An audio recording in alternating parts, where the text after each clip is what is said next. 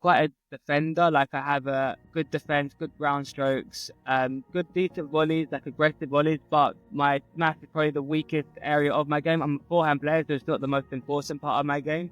But I think if I could add that into my game and make it a weapon, that could really kind of maybe take me to a new level. Hopefully it will actually be kind of like a wake-up call, or like Yeah, put the alarm bells on for Premier Padel to actually be like, okay, we need to definitely. like keep on increasing prize money and all of this. For sure. And I think this year it has improved a little bit, but again, it's different. Like a one-off exhibition, Premier could pay a lot of money for a one-off tournament sort of thing. So, but they're doing 24 tournaments. So where they want to spend that money every single tournament, is different.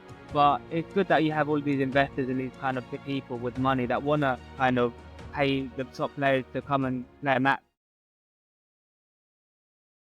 Hi everyone, and welcome to the Padel Pod, your weekly podcast covering professional padel, presented by Hugo and Gons. We're on to episode 83, and as well as joined by my co-host Hugo here today. Hugo, it's great to have you on. How are you doing? I'm very well, thanks, Gons. But I mean, to be honest, I think we should probably introduce the most important guest of the day, and it's none other than Sam Jones, GB's number 2 player, if I'm not mistaken, Sam? Yep, you're right. Yeah, lovely to be here. Thank you for inviting me in. Yeah, Epic. Sam, it's a pleasure to have you on as a guest, and maybe as well to give a quick intro to our audience. So Sam has actually joined one of our podcasts in the past, but this was when we were only publishing on Spotify. This was last year. We're now on YouTube as well. So we've got a new audience. So we thought it was a good opportunity to bring Sam on again, obviously to give us a bit of an update into his 2024 season, and obviously looking ahead for the new season as well. But as I said, given that we branched into YouTube and we've got quite a new audience, I think it would be quite helpful, Sam, if maybe you just give a quick introduction on yourself, the classic, how did you get into paddle, and how you're doing right now? Yeah, sure. So I'm currently GB number 2. I started paddle around 10 years ago. I came from tennis, a typical kind of story. Paddle came to my local tennis club and I started playing it, a bit of fun. Then by the end of the year, I was playing more paddle than tennis, moved to Spain, and that's kind of where it really took off. I started traveling, competing, and yeah, here we are today. Nice. Yeah, I mean, I think that's probably the background of a lot of paddle players, right? Particularly beyond Spain and Argentina, because obviously Yeah, definitely. those are the countries where it was really a sport from a long time ago. So, I mean, Yeah, makes for sense. sure. I think the only difference was I started before paddle was kind of as big as it was now. Like when I did it I think I played for the first time in Chigwell, where I'm from, 2013. I think we had like 3 or 4 courts in the UK at that point, and no one knew what it was. It was very, very like small population of the UK that played paddle. And yeah, now it's so great to see kind of clubs like where I'm at right now at Rocket Ilford, um, 10, 15 courts kind of around the UK. It's so good to see these stuff being built. Yeah, I mean, it's epic. And we'll go on to maybe the growth of the sport in the UK and globally, really. But obviously, it's super encouraging, and particularly for us, given that we're huge paddle fans. But it'd be great to hear, obviously, as Gon said before, you joined one of our episodes some time ago, and you shared some of your objectives going forward, a summary of your previous season. I think right now it'd be great to hear how your 2024 season went overall in terms of results, how you felt personally, any key learnings. Yeah, sure. Obviously, last year I was based out in Madrid, in the academy called Diagonal, which I absolutely loved. I got nothing but good words to say about there. They looked after me. They really helped me improve. My year was kind of up and down. I had some good wins, some tough losses, but I think the highlight of my year was representing Great Britain in the European Championship in Sardinia. That's always amazing. Those events, kind of the team events, the team spirit, the fans, like they're kind of your team against their team from the sidelines cheering you. Because obviously in a normal tournament, you're kind of just your individual, your pair, but here you've got your whole team behind you. So that was really, really fun. I think I traveled a bit too much. I think I did about 70 flights last year, which is, Wow. I was a bit burnt out by the end of the year. I was definitely ready for kind of Christmas and New Year time to just relax and take some time off. But yeah, my year was okay. Like, I wouldn't say I had a standout moment apart from representing. I think I did a couple, I had the last sort of 2-3 months of the year, I was playing with Thijs Ropper from the Netherlands, and we had a really good. We didn't win any pips, but we won. We got to a lot of semi-finals, finals, so we had a good kind of consistent level between us. And yeah. Nice. I don't know whether you want to kick on to the next one, but just before that, Sam, I'm just realizing, and maybe our viewers can only see half of your face. I don't know whether you could maybe turn your. There you go. That's much better. Yeah, yeah, that's much better. Also, because you're a good-looking bloke, right? I mean, if it was me or Gottens, it'd be fine if we had our faces off. But hey, yeah, exactly. Sam, so thanks for sharing. Obviously, your kind of insights and feelings at how the 2024 season went. Crazy the amount of flights you said you took. I mean, sounds ridiculous, and I can imagine for your peers and kind of the players in and around your stage is very similar. Very similar. Yeah, and in terms of kind of the upcoming season, do you have any goals in mind? Anything that you kind of want to reach? I wouldn't say goals. Like, it's kind of a standard. I want to improve. I want to get some good results, get some good wins. I mean, to win a fit would be great. I mean, now it's a little bit different in the circuit. It's instead of a fit promotion, fit rise, fit gold, fit star, it's all a bit kind of bronze, silver, gold. So we're going to see how that plays out. Whether rankings will change, whether kind of it will be higher level, lower level. Because if there's only 3 tournaments, like 3 level tournaments, the level could be pretty high in all of them. I mean, like it was last year. Like now the general level is just, you can't really. Before, you could kind of go to Australia, or you could go to places, Thailand, Philippines, far away, and kind of maybe guarantee semi-final because the level is not so strong. Nowadays, you've got people from all over the world traveling and playing these tournaments, so there's not really an easy tournament anymore.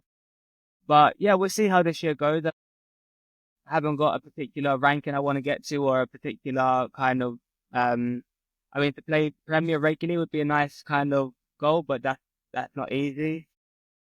So we're just going to see how it goes. I'm pretty relaxed about that sort of stuff. I don't overthink any kind of, I need to get this, I need to play that, so I just kind of go with the flow, and that doesn't work for some people, but I quite enjoy that way of living. See kind of when the calendar's out, but I'll sit down properly over the next week or so and try to map out my year, and definitely do less than 70 flights, that's for sure.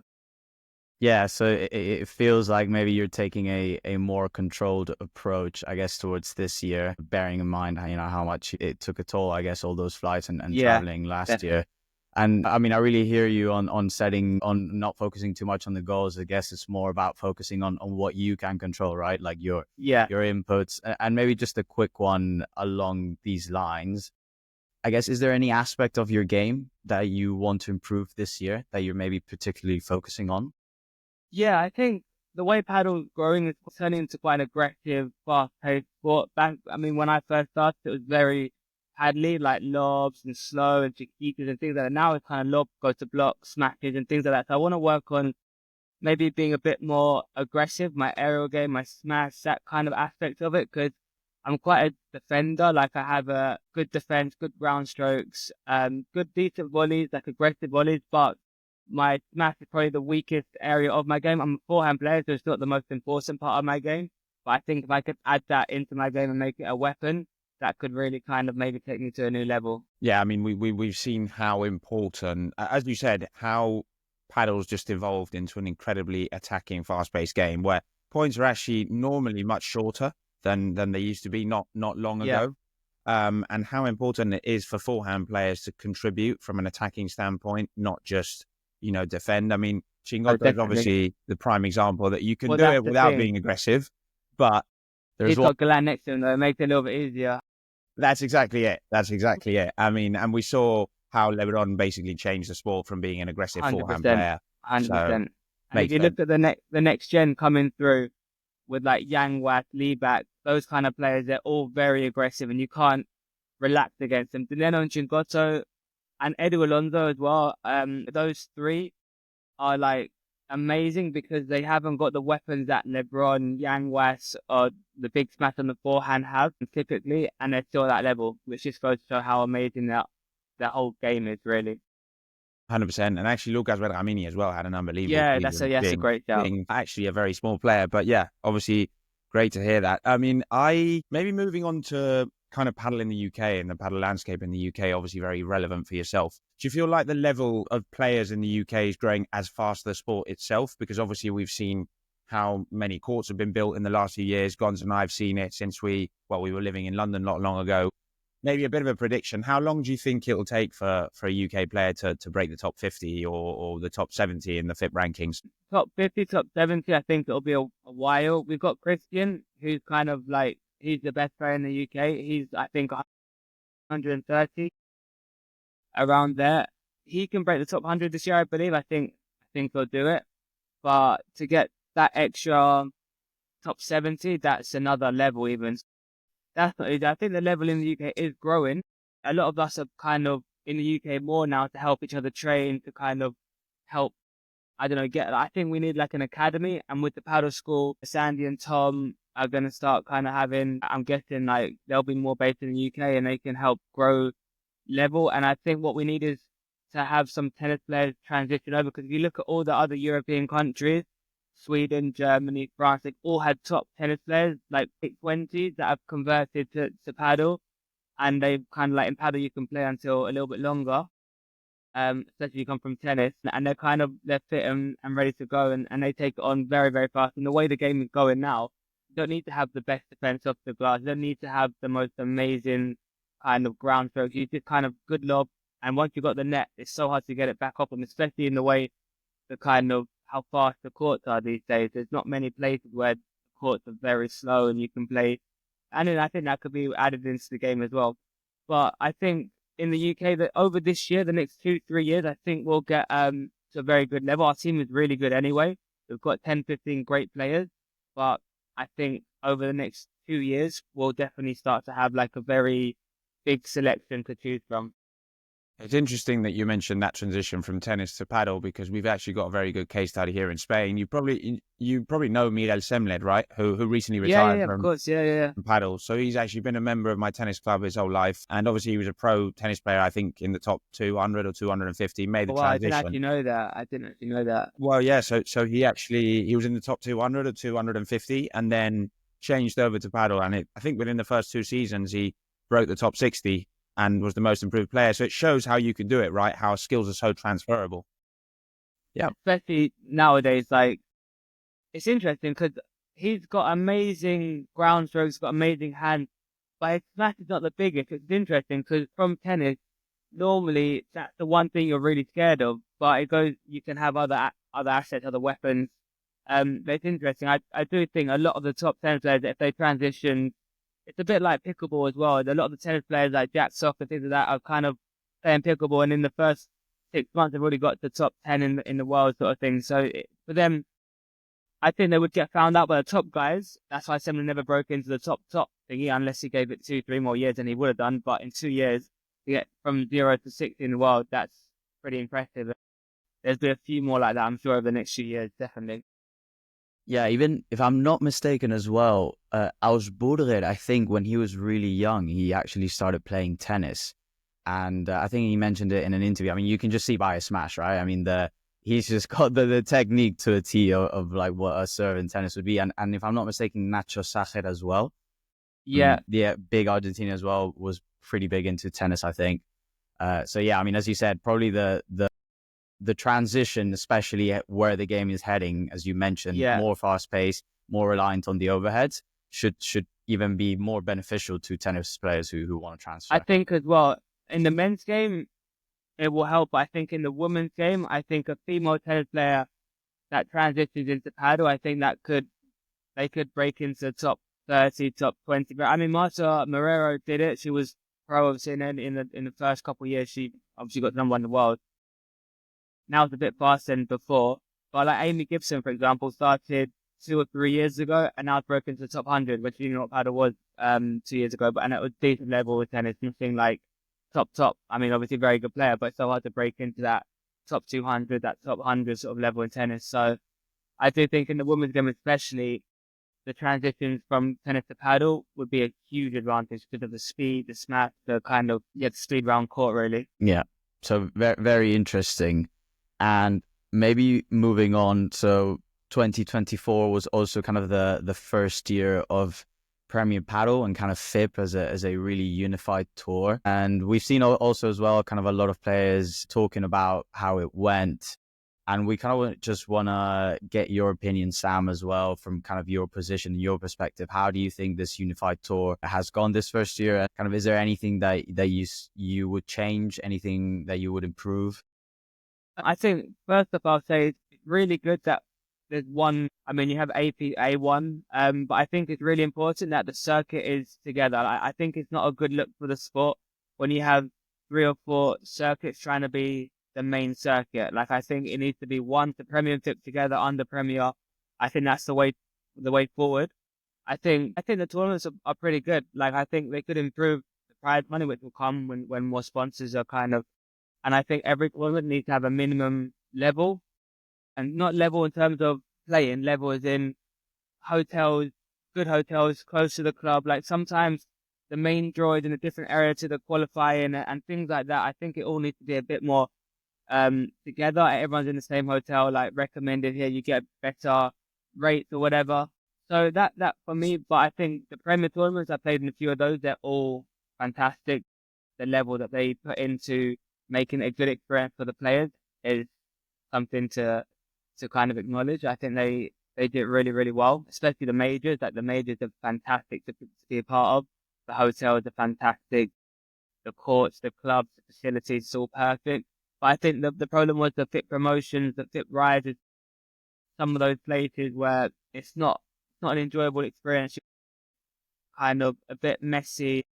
The 1 minute you're here, then the last minute you're changing to here, and cold, it's wet. But that's just kind of part of it, isn't it? And then you go through that, the kind of the graft at the beginner, and then once you got to the Premier and top level, then you enjoy it. And that kind of, everything was as amazing as it was in Premier, then it wouldn't be so special, the Premier, you know? So, yeah, for me, I think they've done it fine, really. Like, I don't know what other players are expecting. Sometimes they can be a bit entitled, I'd say, like, and a bit too kind of want the best when they're not the best. That's my opinion. I think for the first year, it's a really good starting place, and I'm sure this year will be even better.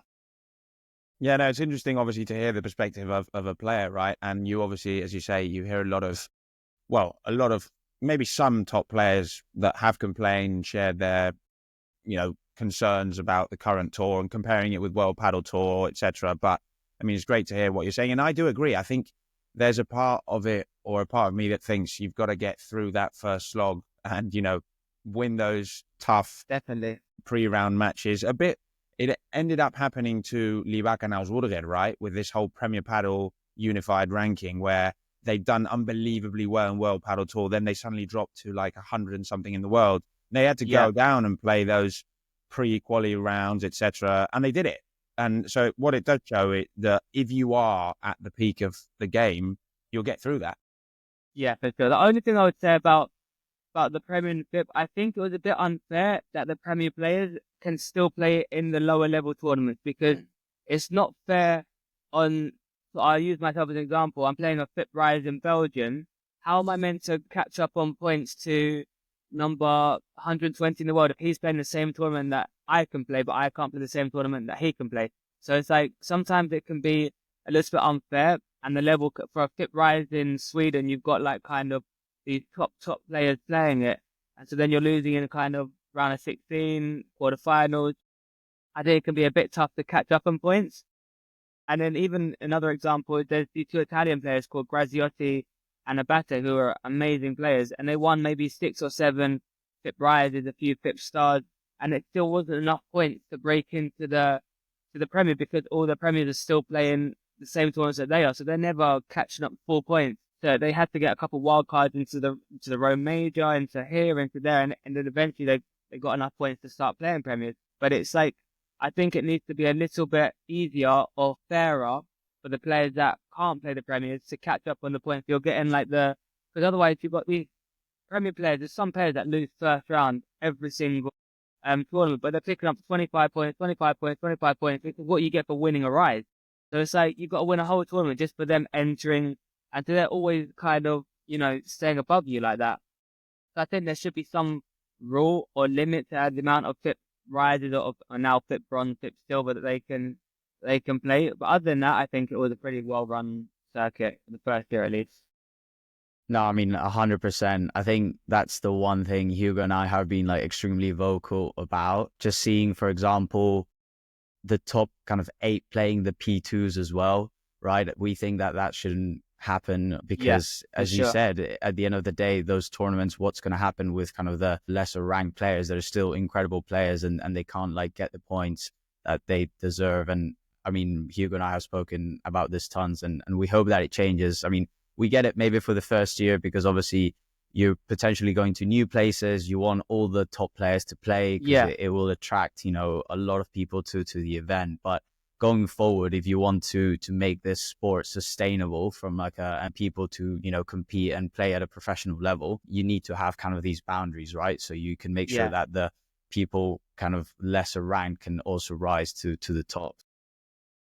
No, definitely, for sure. So yeah, we'll see how it goes. Because another thing as well is that the main draw before, not now, but before, for losing in first round main draw, you got the same level point as qualifying and playing in the first round. So how are the qualifiers meant to start kind of starting a main draw if the main draw players are still winning more points than they're winning for qualifying? So now they've brought it down that the main draw so if you qualify, you get the same plus your bonus, which will take you over the main draw players. So then you start to get some changes that people were starting in main draw were now in qualies, and some people that started in qualies were now starting in main draw because that was otherwise you would get the same pairs because no one can ever catch them up, sort of thing.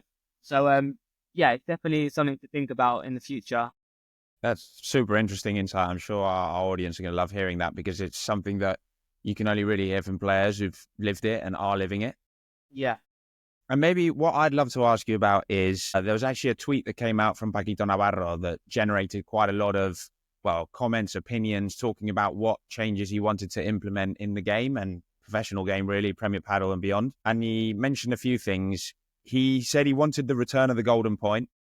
He said, interesting. yeah, he also said he wanted to see paddle potentially on different surfaces. So maybe even on cement like it was played back in the day, etc. Yeah, I don't think you mentioned singles tournaments, but I've heard that singles could be a thing going forward, and also just regulating more the fact that there should be a slow court season, well, a yeah, fast court season, kind of a bit more yeah, variety in variety. courts. Yeah, So it'd be great to hear your opinion on maybe those few points, what you think. yeah.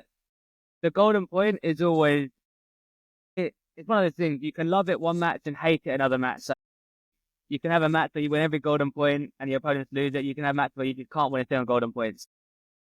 But I do enjoy the whole golden point aspect. I do think it adds more excitement watching it because watching Dude advance 24 times in a row, no one really wants to sit and watch that. But then sometimes if you're comparing to tennis has a real professional aspect, like kind of feeling about it. The golden point doesn't feel so much like it feels more like a exhibition sort of type of thing. But I would happily bring it back for sure. I mean, in the FIP, like in the lower level tournaments, there it still is a golden point. It's only in the premiers that it's long juice. Uh, and the new surfaces, different surfaces, I think is important. Like Paquito would say that because I think he would prefer to play on a more slower court sometimes. Because playing against people like Coelho and Tapia, Galan, LeBron, like those sort of players, Augsburger, like imagine playing Augsburg in kind of 35-degree heat in Argentina. Like it's just going to be absolutely flying. So I can understand. I think for me as well, I would rather play on a slower court than a fast court. But then in the end, that's the sport, kind of different surfaces. I think they did a clay Yeah, exhibition, which I saw it was Augsburger, Chostas, Liebeck, I think, and I can't remember the other I think the other so. player. And obviously those, I mean, they're three big kind of hitters as well, so that's kind of fun to watch. I think it depends. Like I think, like you say, I think it'd be good to have almost like in tennis, they have a season of hard court, season of clay court, season of grass, and then back to hard again. So we'll kind of see how it goes. But I think it would be good. The only thing is I don't know how injuries and things like that. I don't know if it would be more dangerous than a hard court with kind of how you run out, you run in, you kind of in tennis it's a bit slower in a way because you've got more distance to kind of cover from the ball to come. Um, but I definitely tend to look into it for sure. I would definitely rather have a more of a circuit with variety. To kind of yeah. let other players have a chance almost, you know, like you're getting the same 4 pairs winning every single tournament. I think if you had a slower court, you get a few more upsets. I mean, you see it when the conditions aren't perfect, there's a 100%. lot more upsets than when it's a fast court, you know? So, yeah. Nice. No, I I don't know mean, whether you want to crack on with the next one, Gons. yeah, no, I totally agree with you there, Sam. Actually, one thing I want to add as well, I would love there to be a mixed circuit as well. I would love to Interesting. watch kind of Tapia and, I don't know, Paula, Salazar, whoever it is, Delphi. I think it'll be quite fun to watch. Don't know if they would want to do it, but I mean, in the grade ones, in the LTA circuit in the UK, we have mixed as well, and it's just a bit of fun, really. Like I enjoy it. Like obviously, there's a big difference in the top level between the top men and the top female. But I think if you add certain rules, how you can't smash flat at them only for 3 or things like that, I think it would definitely be something fun to watch. Maybe not a full 3-set match, whether it's kind of super tiebreak 3rd set or kind of whatever it is. But I think it would be quite fun to watch. I think people would quite enjoy it as well. That's really Nice. interesting. Actually, we had that event over in the US, right, where Dabia plays for the Miami team, and there's a number Yeah, of players out there. They did the mixed. I did watch that final. It was Dabia and Ari Sanchez playing on forehand against Arancha Osorio, I think, and yeah, Tupa. And the only thing about that was that you end up playing a lot more balls to the woman in the yeah. case. That's what happened in those games. And I just saw Dabia just being so frustrated that he just wasn't getting involved. But that's part of the game, right? That's why Tapia could do this. I mean, that's why your partner is important. You know, you're only as good as your partner, really. Like if your partner's not great, then there's not much you can do. But there must be like a way. I watched it a little bit in New York when it was there, and every time it was a big point, the guy would come across and sort of slap it at the woman. I'm like, okay, it's a bit too easy for him. But at the same time, if you get the guys, if there's like a incentive for the guys to really try to carry their partner, whether that's money, whether that's, I don't know, ranking or whatever whatever motivates them, I think it'd be quite fun. I think it has the potential to be quite fun. But sometimes it can be a bit too easy, too one-sided, to kind of. So yeah, we'll just see. See, I would quite like to watch it anyway.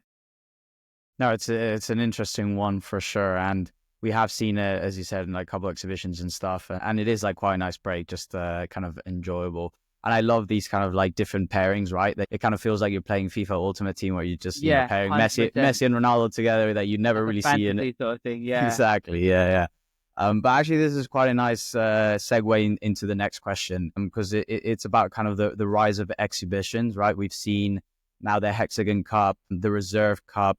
We've also seen maybe the Pro Paddle League, which I'm not exactly sure if I'd categorize it as an exhibition or not. But at the end of the day, these kind of new tours, exhibitions, tournaments are bringing in quite a decent amount of prize money, right, to players. And given how the tour is still in the kind of a very infant stage, and maybe some of the struggles that we're seeing for players to kind of make a living out of paddle, especially maybe lower ranked, do you think this could have an impact going forward, where maybe players are kind of more focusing on these exhibitions and kind of the main tour becomes less important, or just has a negative impact on the main tour? I don't think we'll ever have a negative impact because you're bringing people to watch the sport. You're kind of involving other audiences. You're kind of and it's a different. Providing the players don't care too much about where they can make money. That's why it's important that the prize money keeps growing, so that their main focus is on trying to be number one in the world. Because, for example, in tennis, Saudi did like a called the Kings, or I can't remember what it was called, which was 8 players, I think, and the winner got £5 million, or I don't know Yeah, what it something was, but silly. it was something like that. I mean, if I was that player, you get 1 million just for turning up. I'm just gonna go have some fun and leave with my £1 million paycheck. So that's important, that it doesn't get to the point where kind of the players are just going for the exhibitions and messing around and stuff. But I do think it's important to get those highlight matches, because then you can use those clips and then it goes viral on social media, and then whole new people see, wow, what's this? And then they come and watch the real event and they see how serious it is and how kind of focused they are. I don't think it's a negative thing at all, but I do understand why players are kind of looking for their opportunities in America and wherever it is, because that's where the money is. And right now, they can probably make more money outside doing that sort of stuff than winning tournaments. Obviously, sponsors helps a lot. But I don't think it has a negative impact. I don't think so. Hopefully it will actually be kind of like a wake up call, or like Yeah, put the alarm bells on for Premier Padel to actually be like, okay, we need to definitely. like keep on increasing prize money and all of this. For sure. And I think this year it has improved a little bit. But again, it's different. Like a one-off exhibition, Premier could pay a lot of money for a one-off tournament sort of thing. So, but they're doing 24 tournaments. So whether they want to spend that money every single tournament, is different. But it's good that you have all these investors and these kind of people with money that want to kind of pay the top players to come and play a match, really. So I think it will help eventually. I don't see why we can't get everyone to kind of put that money together, one giant thingy, and then make a really big circuit like tennis have. But it's coming. It's definitely, we're on the right path for sure. I agree. And to be honest, I think it's great to have a bit of variety. It's great that paddle is also competed in as a team sport, because not just, I know that obviously Premier Padel, it is a team because it's in pairs, but when Yeah, you have a wider team where it's men, women, or just yeah, more men or more women together in the same team, it makes it special. You can change around pairs wise. You see new definitely. combinations, and also maybe those new combinations can actually end up affecting players' thoughts and saying, "Hey, maybe I want to pair up with this guy because we've done really Yeah, well in this yeah, tournament." definitely. Yeah, yeah, 100%. So yeah, I mean, it's I just think it's always interesting when you watch sort of like, I remember watching Trustat in the when Lieback was playing with Augsburger in the final of the teams event, the Worlds, like in November time. I could see Trustat, and you just feel like, Augsburger wishes that he's with Lieback now. He kind of wants to play with him. Like, he wishes he never changed it. That's how I'd be thinking as well. Like when your partner's doing really well with someone else, you kind of can't help but think, oh my God, they're going to end it or whatever sort of thing. So definitely would get that sort of that feeling as well. It'll be quite fun to watch, almost have like not a fan cam, but a cam on the teams, and you can see the worry, like even though they want they're in the team, they want them to win. Same time, they're kind of hoping they're the reason that they win, not the other person sort of thing. Like, but yeah, definitely. Like, I think it's great for entertainment. You get some great rallies and you watch people play with other people. percent. I mean, even when we watched this, probably one of my favorite matches all year, we had in the World Cup Chingoton Tapia against Galan Lebron, and so you had Chingoton, Galan facing each other when they've been meeting for the number one spot all season against Tapia. All that is obviously Exactly. very. Suddenly your teammate. I mean, it's like the World Cup in football, isn't it? You've got. I'll use it as I remember Romero. I'm a Tottenham fan, so Romero's Argentinian, and he played against someone from, I can't remember which country it was, but he literally took him out, So far. flattered him, killed him, and there's no love there when they're playing for their country. Right. That whole teammate thing is gone. Oh, there's another one, Kobe Bryant. There's like a whole document that he playing with Powell. I Power forgot his Yeah. name. Gasol. Spanish. Massive. Yeah, Yeah, yeah. and I it remember was for that. in the In Olympics, the and the Olympics. first like 3 4 seconds of the game, he literally Clashed checked him. right into him. Yeah, and then he sent Powell flying on the floor, and there's the whole documentary them talking about it, and it's like interesting to yeah, Yeah, the to watch that mentality, stuff. right? Like how, yeah, exactly right. The Yeah. mentality is so different of these top athletes. Nice. Well, Sam, we don't want to take up too much more of your time, but we did have a few kind of very just quick fire questions, maybe answer them. First thing that comes to mind, you have to go Yeah. straight away. Exactly. Okay. But We just might to put you on finish- a bit of a spot. I'll try. just to finish off. So maybe a prediction on who do you think will end the year as the number one ranked pair in Premier Padel? Tapia and Coelho, I can't see anyone topping them just yet. Especially if it stays in fast kind of court. If it's a slow court, I could see someone like Dineno and that sort of style, kind of Chingoto Galan. So, but for me, Tapia and Coelho. Nice. How But about one pair. Wait, sorry. One pair that I'm really interested to watch is Augsburger and LeBron. I think that has potential to be very interesting. Well, funnily enough, that was rumoured to be the pair, but I don't know whether you've heard. It's now been confirmed that Lebron will be playing with Stupasuk. What is it? Yeah. Okay. That's my bad. Oh, that's a shame. I was quite looking forward to watching LeBron and Augsburger together. But I don't rate LeBron and Super together. I don't think that would challenge anyone really. I think that'll be a pair that wins against pairs that should win and guarantee lose against the pairs that they should lose. No, not enough weapons for me. But on a slow court, they could win maybe. We'll see. so then we might actually get to see Augsburger and LeBron at some point this season. Yeah, fingers crossed. And kind of maybe related, who do you think is the first pair from the top 10 to split in 2020? LeBron, Super. Now that you told me that, I don't rate LeBron without an aggressive partner on the forehand, and to be honest, I don't. Super's obviously, I'm saying I don't rate him. I think he's unbelievable, but like at that top level, I just think he's missing a bit of just that extra bit of danger that kind of Galan gives you, Tapia, Coelho, they all give you that.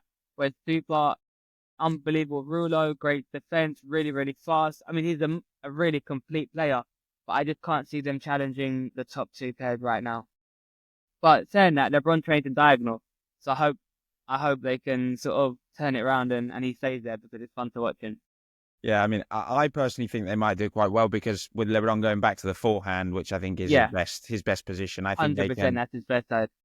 mix well. He's obviously super aggressive. Stupa can, make the most of LeBron's chiquitas and quick play. So, I mean, I guess we'll see, but it's a good prediction. That's the great thing about sport, that I think it won't Yeah. work. You think it will have to. It causes like conversations, and it's like football. Like you can just have opinions, and 100%. it's fun to see when the pairs change around.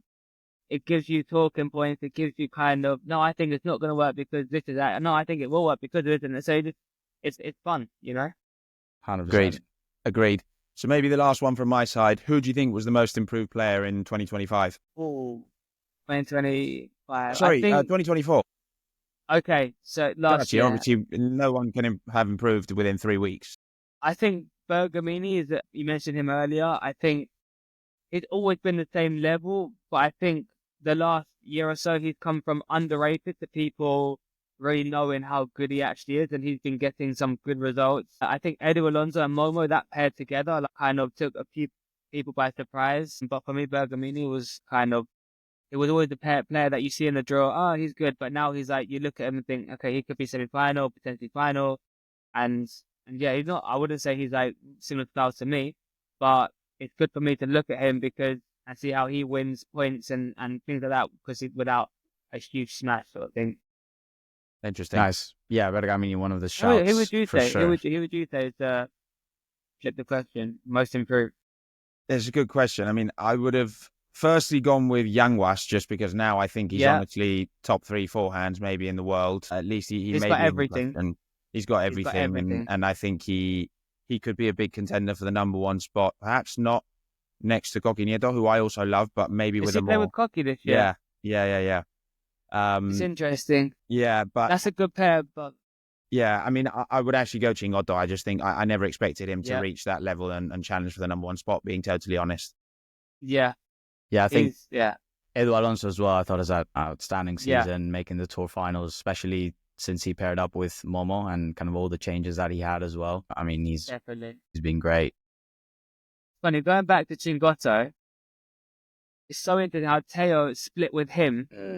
And then you've got Teo who's gone right down the ranking and nowhere to be seen. And Chingoto who's top 1 in the world, so top 2 in the world. So it's interesting to see how it wasn't Chingoto's decision, but he's ended up kind of, shooting up the rankings. So was Teo holding him back? You ask that question, And everyone probably expected the opposite, right? Everyone probably thought Teo was like the main player in that partnership. And everyone thought once the split happened, Teo was just going to go up and up and Chingoto was probably going to stay there. Yeah, maybe this is the last question, by the way, we'll leave you alone, but kind of twisting it a bit around and also a bit of a prediction. Who do you think will be kind of this year's most disappointing player? Disappointing player? As in the player who just doesn't really live up to the expectations? Yeah, exactly. Something along those lines. I can give you an example, and you mentioned him, for example, for last year. Teo, I think, is a good example of someone that probably had good expectations heading 2024 and then kind of fell a bit of the map. So kind of along those lines for this year, for 2025. Maybe Paquito. I can see him maybe struggling a bit. Who's he playing with this year? Bergamini. Wow. Maybe you now like him as an option. Yeah, true. Maybe not anymore. But I think Paquito, Dineno. I think I can't really right now tell. I'd say maybe Paquito was the first thing that came to my head when you asked the question. But Bergamini is a really good partner for him. Like, gonna guarantee balls in, let Paquito play. They have a similar style of game in terms of they're not both gonna blow you off the court with smashes. So, yeah. Paquito, yeah, I mean, I don't think it's a bad one because, I still think there's expectations of Paquito, right? I'd probably put him in the kind of top 4 backhand player currently, right? After kind of the Stupa, Tapia and Galan. I think Paquito's right up there. So there's definitely still expectations. And, it's going to be, even though I see him and Bergamini as like a just very consistent pair, but not really going to kind of bother those at the top. Yeah.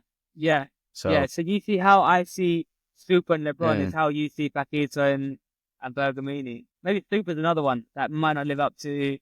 I mean, it's Super watching. I'm sorry, Super. Like, I've killed him, but he's obviously unbelievable. I just think he hasn't, for a backhand player, he's not as aggressive as kind of Tapio, Galan, Coelho, obviously lefty. So those sort of players, they're scary.